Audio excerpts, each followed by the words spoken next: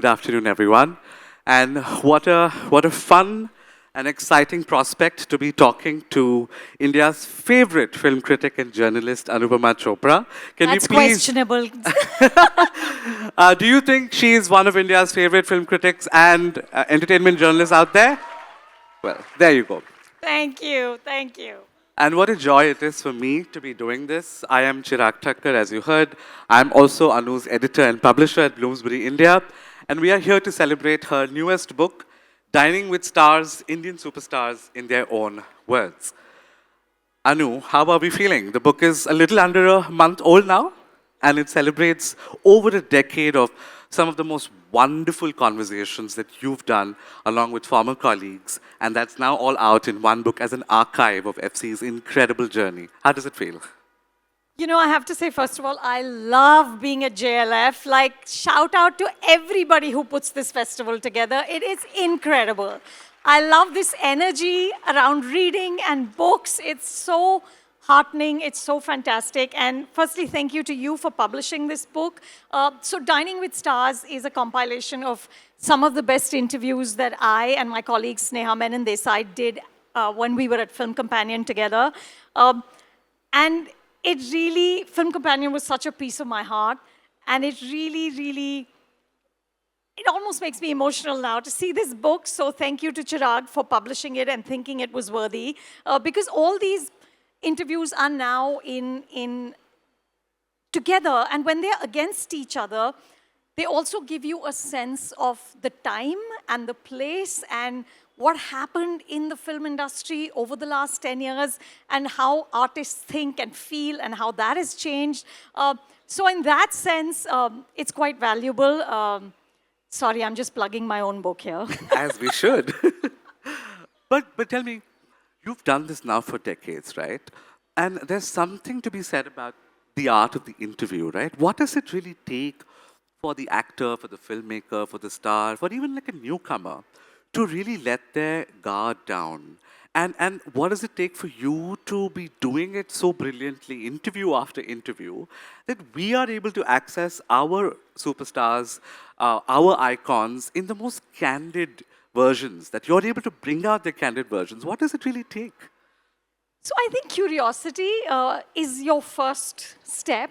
You genuinely have to be curious. And the interview is, you're not the star. That should be very clear, that there's only one star in that interview, and that's the person sitting opposite you. So you're not there to be clever or make points about how smart you are or show your own kind of intelligence.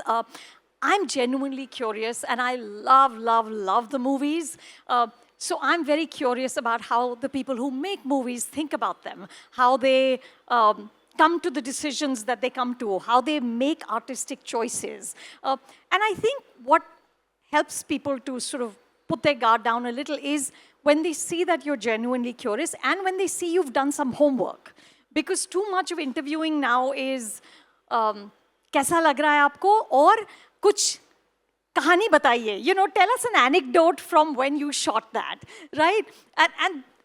And fine, those are questions, but they don't show any prep on the interviewer's part. So for me, what's critical is doing the damn homework. If we're going to talk about something, watching it, whether it's a series, whether it's a film, it has to come, the questions have to come from what's in the frame, what they've already done, what they've already said. I think when you're genuinely interested in someone, they also respond. Right. That's wonderfully put.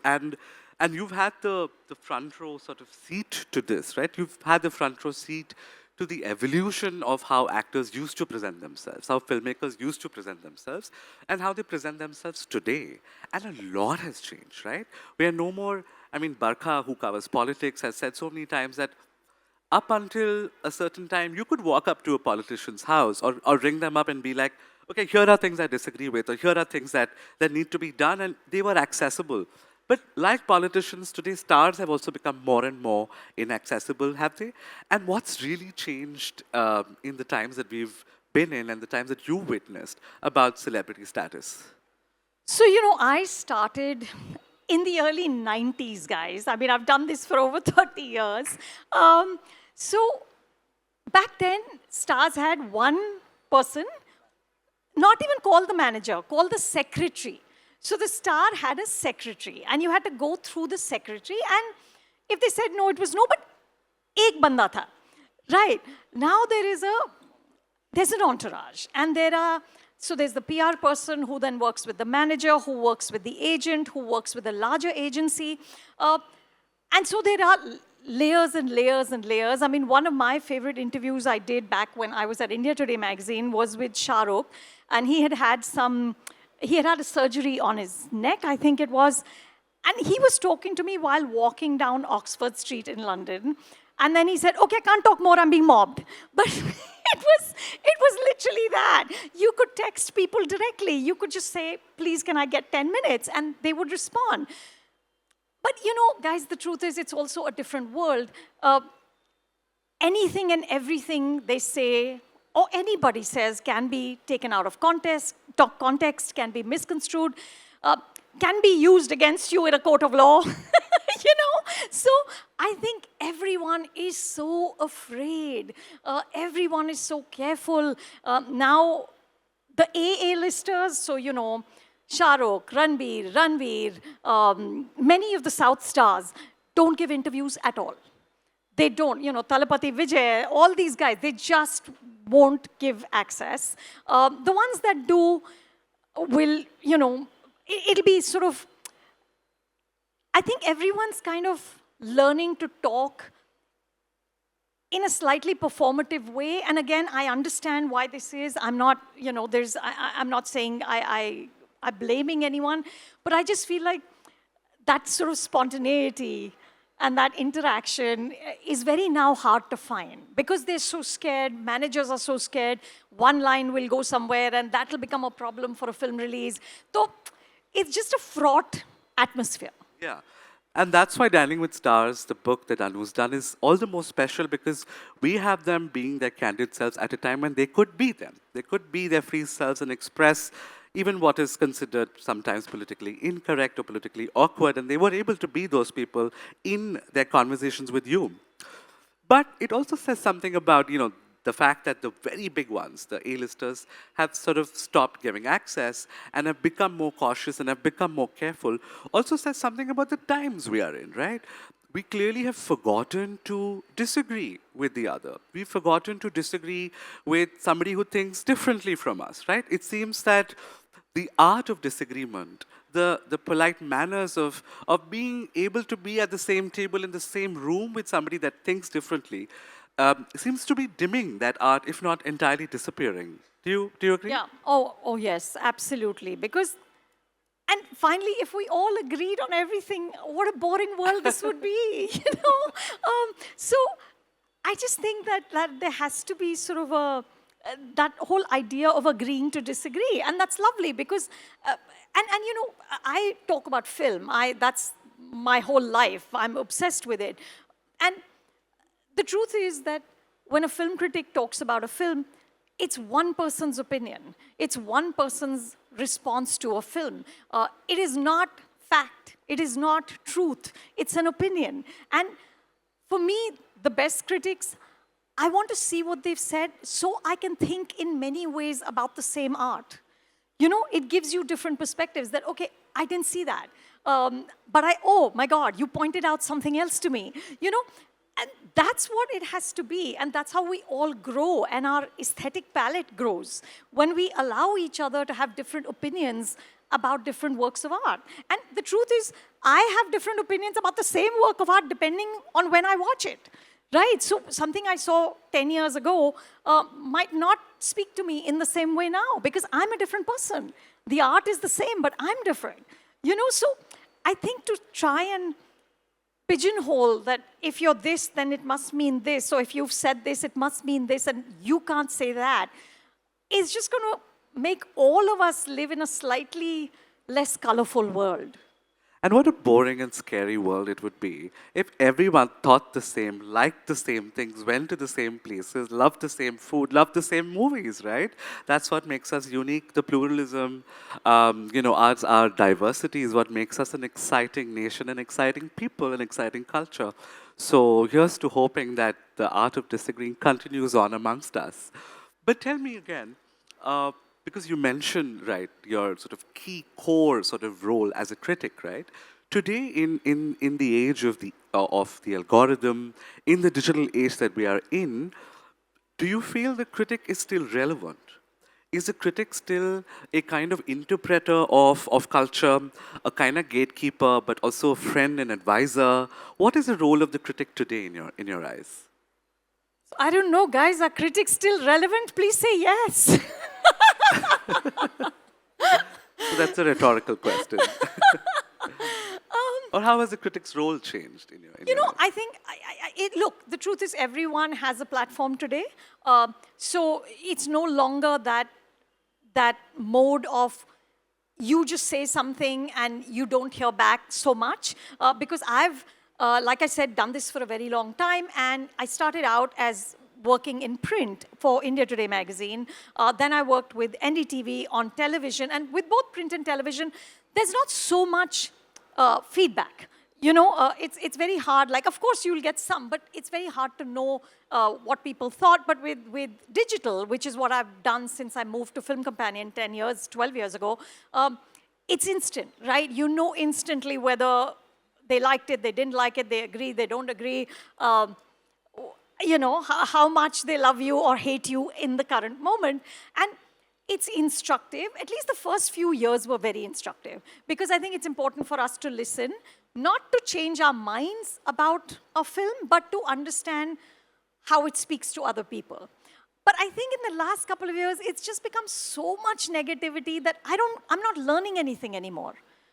You know, I mean, when it's all just a certain Polarized. tonality and it's so hateful, then it's hard for me to take away anything except like, okay, just stop listening. Yeah, clearly we're in the age of extremities, we're in the age of polarities, where we've gone so far from what used to be the middle ground that there is a certain color and tone and shade to how we disagree with the people we do. But of course, over the years, now you've taken over a magazine, you're editor at The Hollywood Reporter, a much, much loved media enterprise and magazine. And if you haven't already considered subscribing to THR, please do so. I love it. I love we're plugging everything I do. But what does it really take to run a magazine, to plan an issue, to plan a cover and call up people, the entourage, and plan a cover star, and commission the pieces? Is there a method to this madness? Oh God, no! It's just all mad, Tell us and more. it's lovely that you know the business team always says, Anu, let's plan this. And I'm like, no, you can't plan this. You're dealing with artists who are wonderful and interesting, but also very busy and have no dates. And it's all a question of the gods and the stars aligning and everything matching. But it's amazing to have a film and entertainment platform, that kind of talks to films and series and music and everything that comes under the gamut of entertainment across the country.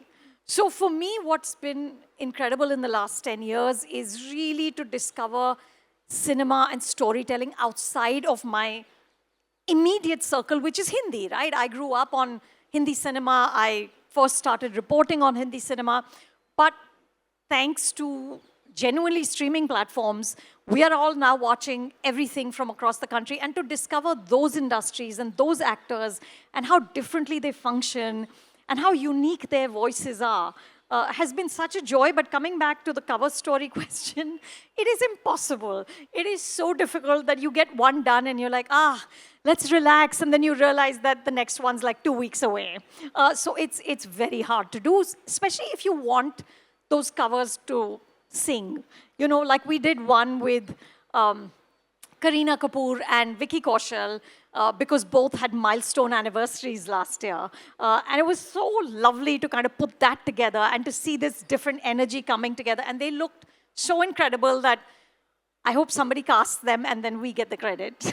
Well, maybe this is the place we manifest that, right? But that's amazing. And to take this further, you'll also do the most incredible, engaged, passionately put together roundtables year on year. To the same sort of effect, is there a madness to that as well? Because that must take an insane amount of labor and love to put together, no? Yeah. Roundtables are sort of next level. I don't know if you guys watch them. It's a thank you. Thank you.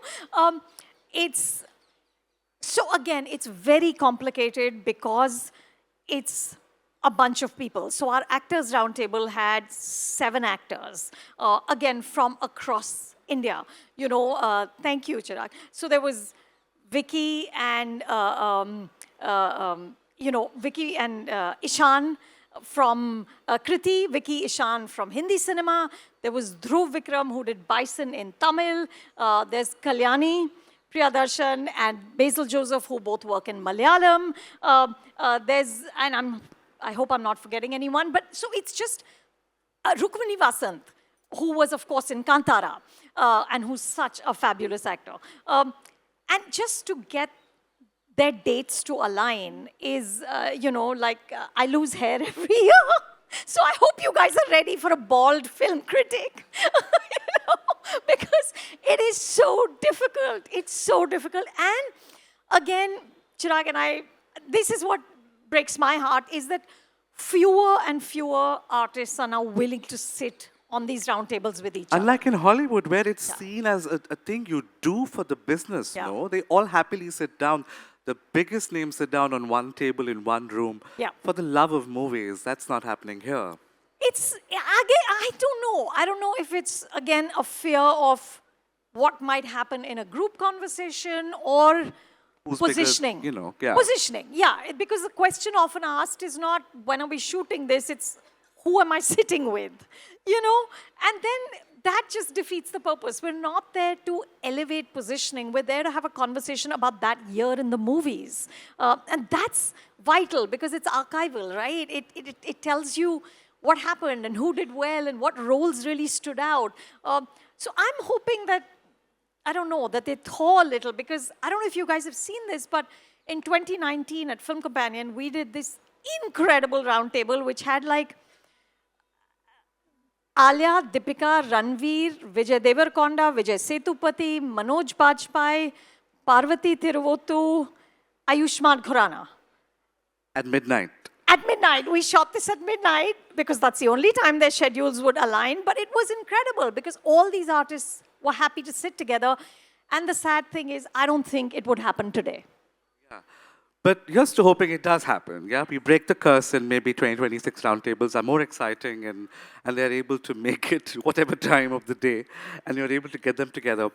One other thing that I've been thinking about is that we are a people that are passionately in love with our actors, passionately, madly, crazily in love with our film stars, with our directors, with our icons, right? And that says something about us as people and our fandoms, right? How do you look at Indian fandom, where in the South, for instance, they're literally worshipped as demigods.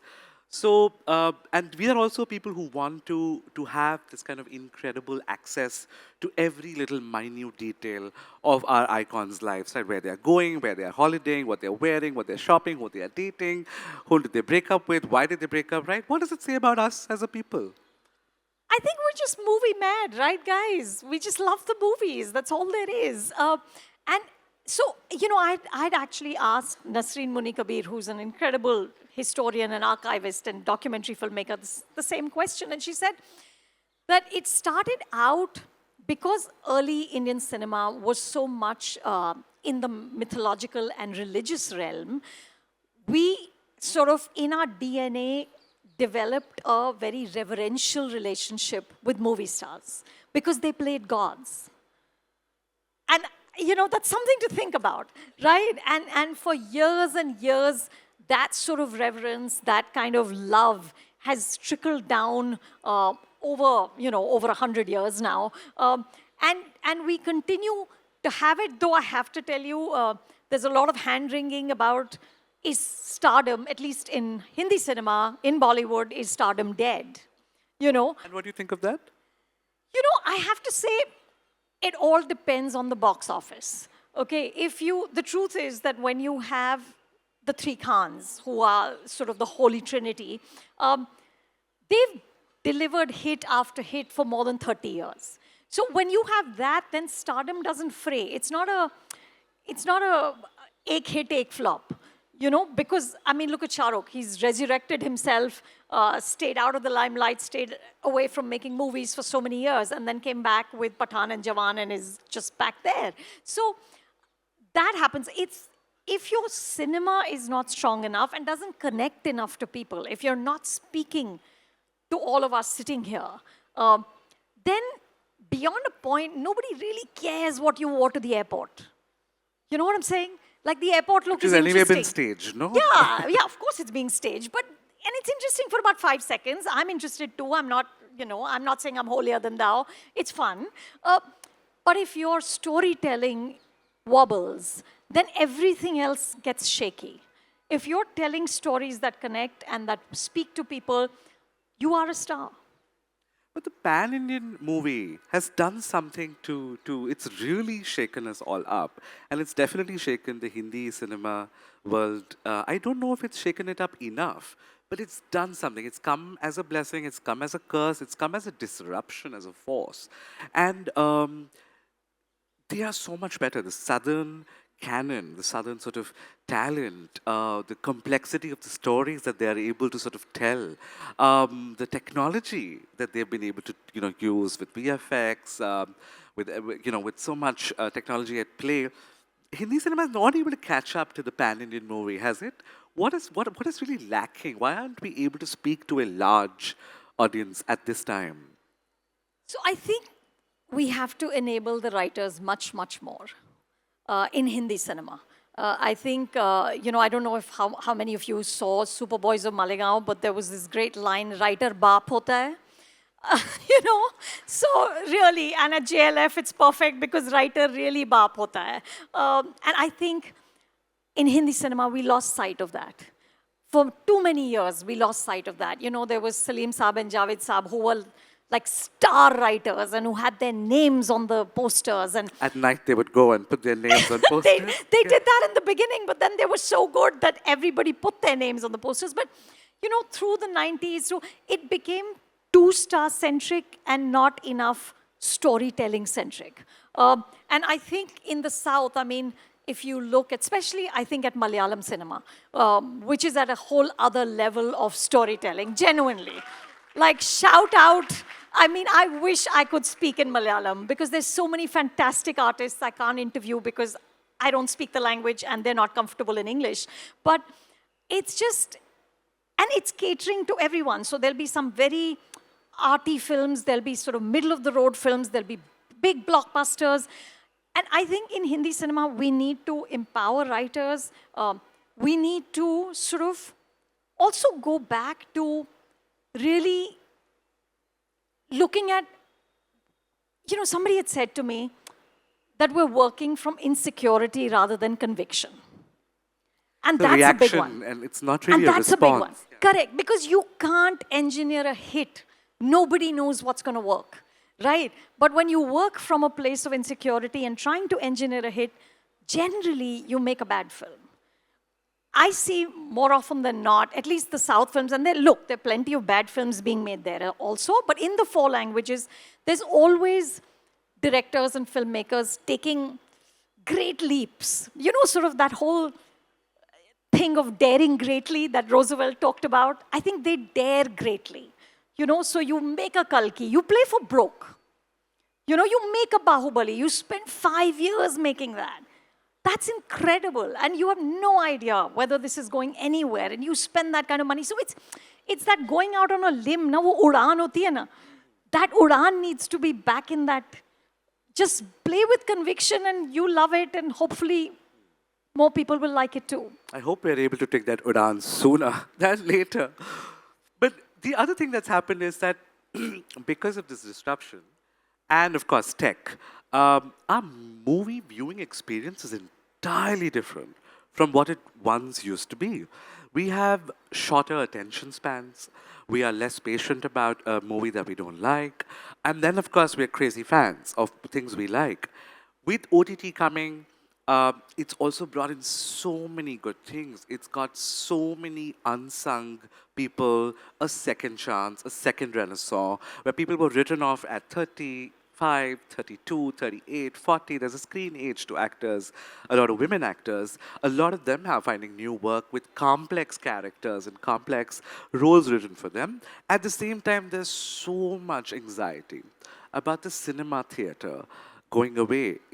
Going to a cinema is a bit like this. It's the simultaneity of all of us sitting in one room, experiencing one thing together, but differently at different levels. And with the Netflix supposed takeover of Warner Brothers, there's a lot of anxiety of cinema theaters dying down. How do you view the OTT disruption? And it's been a few years now. We have some It's distance. been 10. Yeah, It's been 10 yeah. years to Netflix. Look, I think I have to say that I think streaming is amazing in so many ways, all the ways that you already mentioned, Chirag. It's really enabled storytellers. It's really enabled women. There are so many women now in positions of power, as gatekeepers. Monica Shergill heads Netflix. There are so many women in other very high up positions who are in positions to greenlight projects, which automatically changes the nature of the content, right? Are cinemas ever going to be over? I want to say no.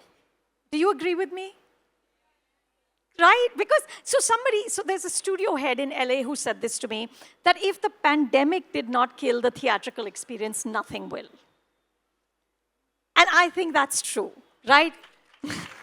We all went back and we all saw movies again. And yes, sure, it's a pain, especially if you live in a city like Mumbai. It's just the traffic and the prices and the popcorn prices, which I can't even eat because I can't digest it. It's just all harder and harder. But for me to sit in a movie theater in Mumbai and watch Loka, which is a Malayalam film, and laugh and cheer for this female vampire superhero was just so much fun. It was such a ride, and I don't think that people are going to give up on that. I really don't think. Maybe they'll be more choosy, and I hope they're not. I hope we don't get to a point where only the event film does well in the theater, and nobody comes out to see, the smaller film. But the truth is, okay, so my husband's sitting somewhere here, I don't know where. Row one. Yeah, Row one, right there. So, 12th fail, guys. Not a superhero film. So that's what you need, I guess. You just need, and believe me, I was as unbelieving. What a fantastic movie that was. And So the truth is, I was also a non-believer, but he had the conviction and he said, no, it has to be made. And not only does it have to be made, it has to go into a theater because people will come. And you know what they did? They did, man. They all showed up and it was in theaters for months and months and months. So let's do more of that. yeah, thanks. I'm going to draw a lot of hope that wherever you're drawing it from, and optimism, and I think a lot of us are going to draw the same sense of hope and optimism that you share with us at this moment. And speaking of hope and optimism, you share the same hope for the place, situation and condition of women in entertainment today. We spoke a little bit about it with OTT and what's that done to a lot of working women's career in entertainment. And you did the O Womanya report for so many years, which gave us a very cold and sterile and stark picture of really the state of how many women are on screen getting work, how complex are roles being written for them or not, whether they have greater representation on sets, as head of departments and things like that, and technical roles. How have you seen that change, the place of women, and do you hope that it gets better, the gender disparity story?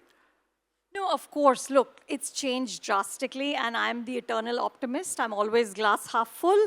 But it has changed, Chirag. From when I started in the 90s, where there were barely any women on set, there would be the heroine, hairdresser, mom. Those were usually the three women on a set, and of course the background dancers. To now, when you have so many more filmmakers, you have so many more, like I said, executives, you have DOPs.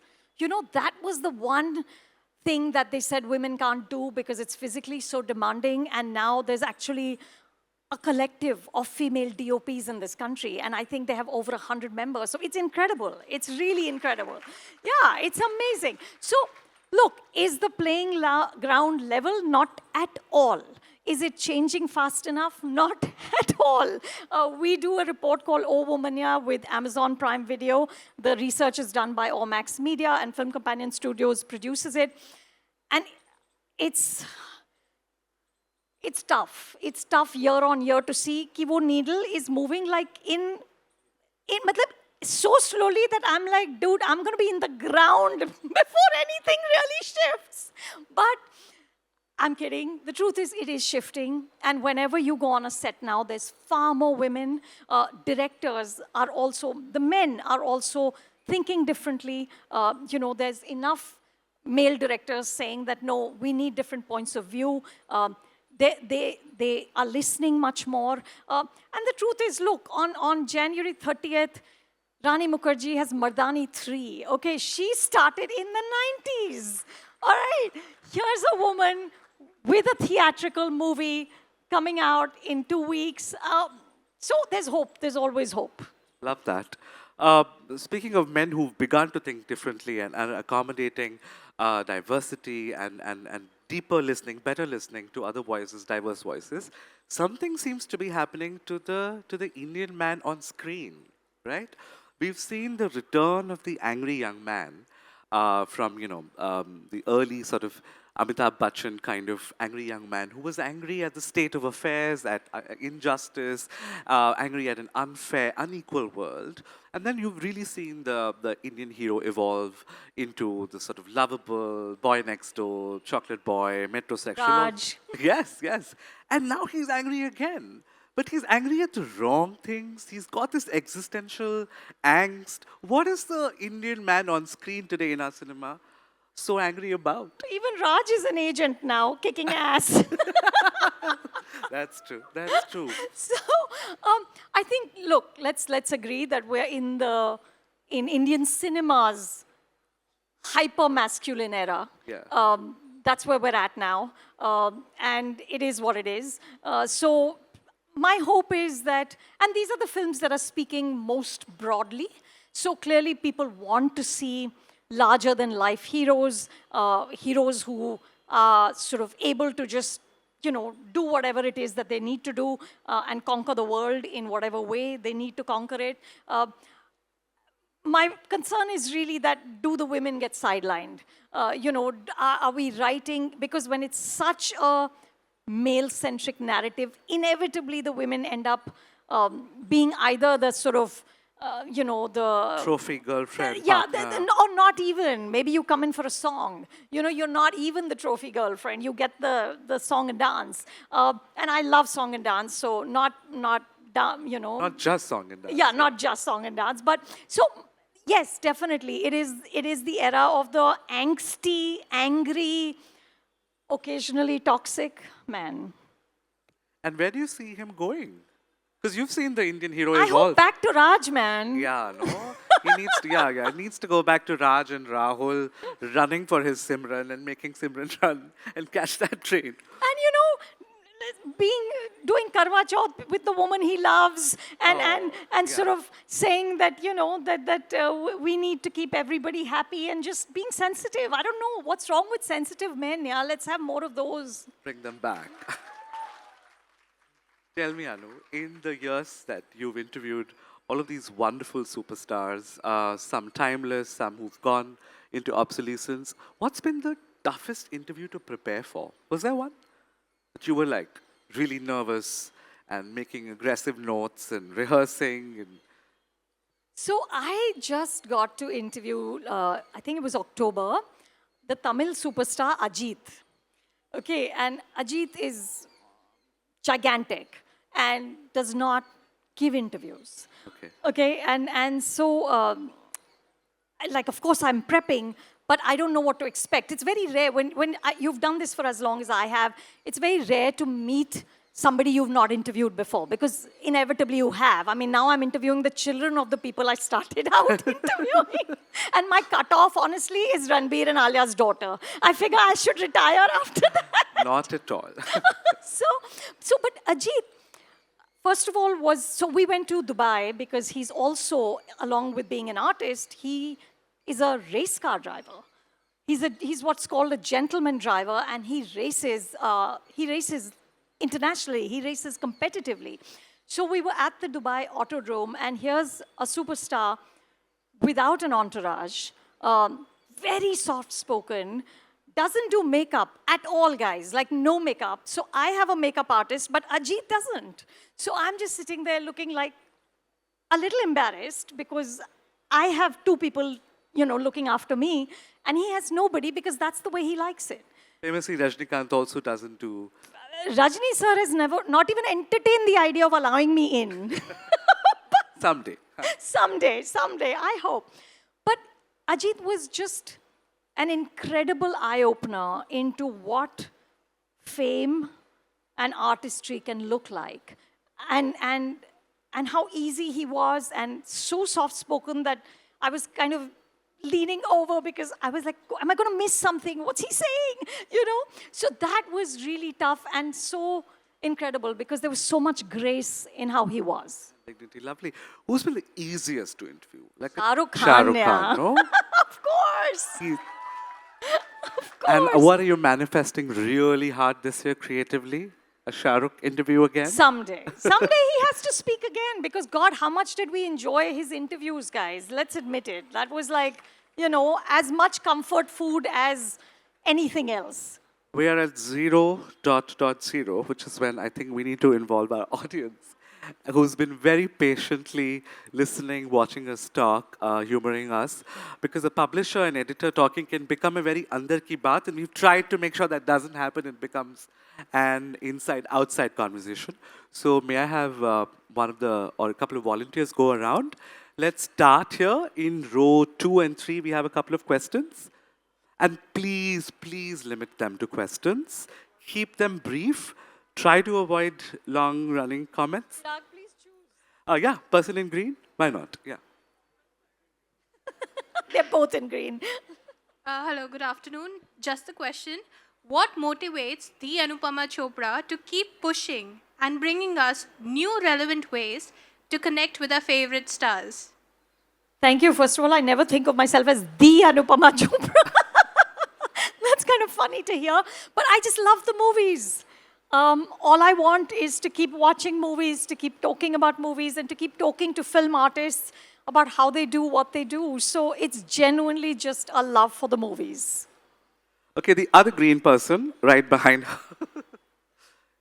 We're color coding the questions, guys. Anybody in green gets a question. Hi, Anupama. What is your opinion on some movies earning 1,000 plus crores while others struggle to earn even 10 crore?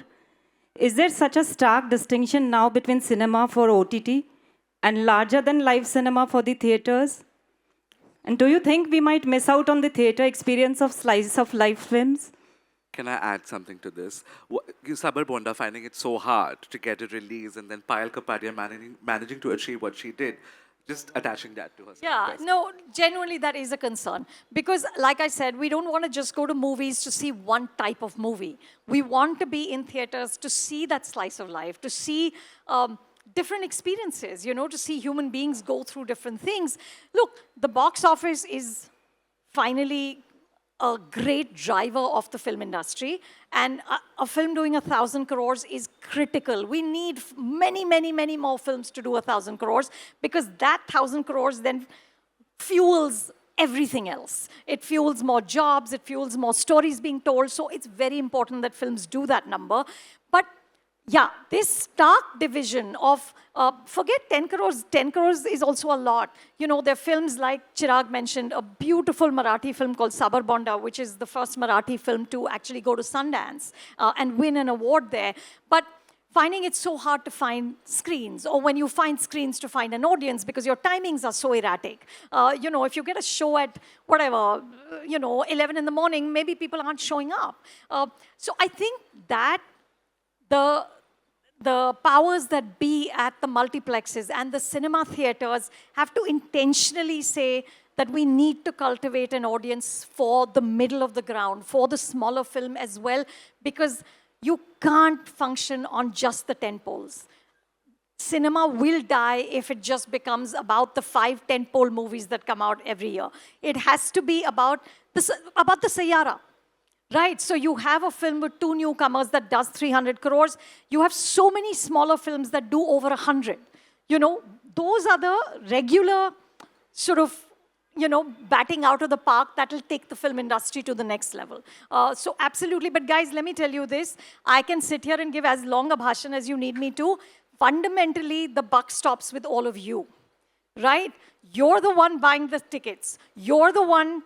When you buy tickets and go to see a certain kind of film and you make it a hit, that's the kind of film that's going to be made. So we can't sit here and talk about wanting the middle of the road film, the slice of life film, the smaller, intimate, the next 12th fail, if you guys are not buying tickets. And I'd say the same thing about supporting your writers, right? Your favorite writers are all here at this festival. Consider buying books that they've written with a lot of love, get them to sign copies for you, take selfies, bombard them wherever you can find them, chase them. Okay, person in row 2.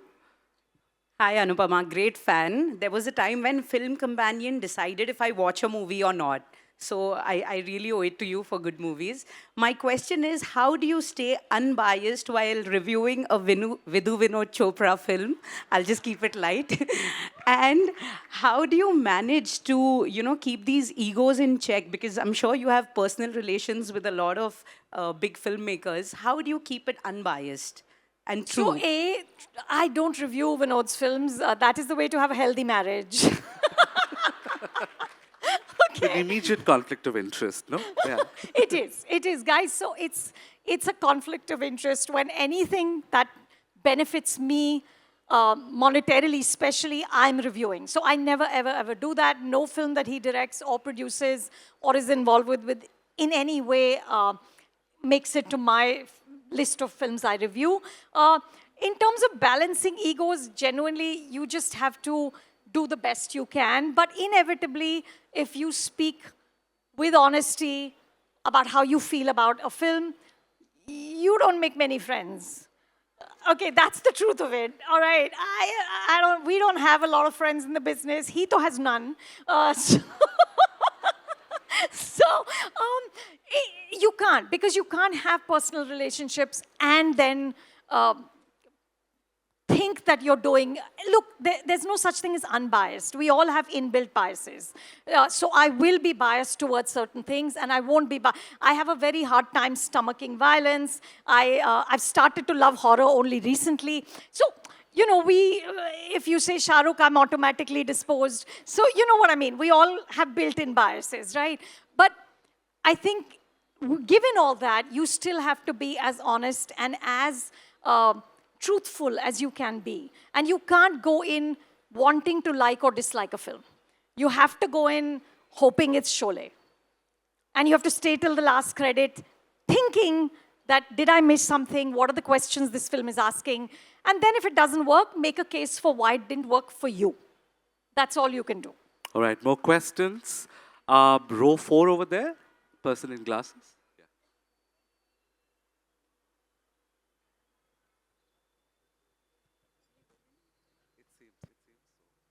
Fandom. No, you have a mic. Can we turn the mic on, please? Try speaking again. Is it better? Yeah, much better. Okay. Really miss you in Film Companion. It was a jolt out of the blue when you exited.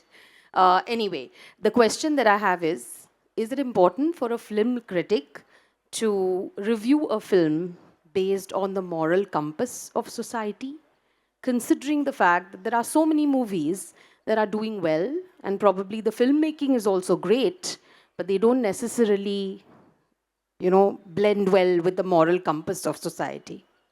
So We'll take one other question because we're running out of time, and then Sure. one other question, and then you answer both of them together. Row 5 here, person in blue. We've moved to blue. Are any volunteers around who could? Should I answer that Yeah, in maybe the in the mean? meantime. Yeah. You know, the truth is I can only speak for myself. And for me, I think, and I don't believe in prescriptions. I don't say that art can only be this or can only be that. It all depends on what the filmmaker wants to do and say. And if a filmmaker feels a moral obligation, amazing. If he or she doesn't, that's their prerogative. For me, I can only speak to a film or have a film speak to me by what my moral compass is. And I can only review from what my moral compass is. And so I can only, you know what I'm saying? I can't say that this should be or this should not be. I can only say that this film worked for me or spoke to me or did not speak to me because this is what it said and I don't agree with that. You know, so for me, that's very important. Gulzar Saab calls it Samaji Shahoor, social consciousness, you know, and I respond to that in a movie, but does every film critic have to? I don't think so. Wonderfully put. Thank you, Anu, for always reminding us about the values that we need to hold on to when disagreeing with our own. One last question. We're out of time. And keep it brief and we'll Hello, wrap. ma'am. Ma'am, just two things. First, like you said, that it all comes back to us till the time we buy tickets and watch movies. So what genuinely do you feel has fundamentally changed in how we as an audience has consumed and judged movies? And the other thing is, like somebody who's seen it most of all, or all of it, is there any movie that you initially disliked, but then you rewatched or re-evaluated it and then appreciated it with time? Because it happened a lot to me. Oh, Quick responses, absolutely. yeah. No, absolutely. Okay, very quick. I think you guys have to give a chance to new things. Listen, I love stars as much as the next person, but don't make that your only gauge for why you need to see a film or why you don't, right? It's when we move to the storytelling beyond the stars is when I think we'll allow newer voices to emerge. And you're all going to kill me for this, but the film that didn't really speak to me on the first viewing was actually Tamasha. Okay, and you know, maybe it's just my age, because I had it figured out when Tamasha released, and it didn't. I was like, what is this confusion here? What's going on? You know, and I thought Three Idiots had already spoken to what Tamasha was speaking to. You know, so I didn't understand. I loved the first half, but that second half didn't work for me. But then I saw it again to prep for an interview with Imtiaz, and found it much, much more moving. And of course, Ranbir Kapoor is just out of the world. Thank you, everyone. Thank you, everyone, for being such a wonderful audience and staying here so patiently. Anu will be signing copies of Dining with Stars right here. Keep being in love with books. Keep being in love with movies. Thank you.